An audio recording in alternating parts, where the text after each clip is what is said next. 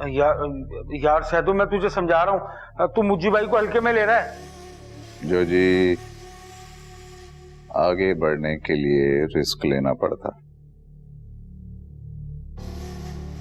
अगर रिस्क नहीं ना लेगा तो ये मुज्जी के पीछे जो चेले हैं ना, इनमें से तू एक होगा। बड़ा सोचो, बड़ा करो, बड़ा मिलेगा, समझा? अच्छा जा, बाहर जाके मुआयना कर। चल जा, शाबाश। अबे जाना, जा।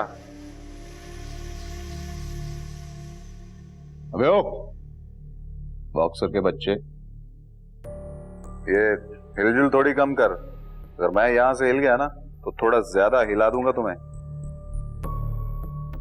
अभी जाने का सोचो भी मत, सुकून से बैठे रहो।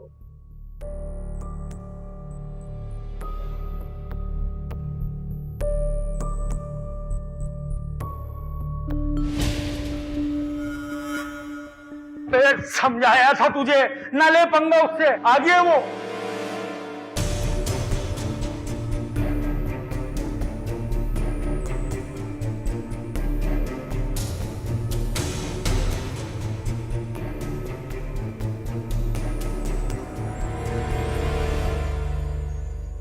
हाँ भाई, समझाया था ना तुझे।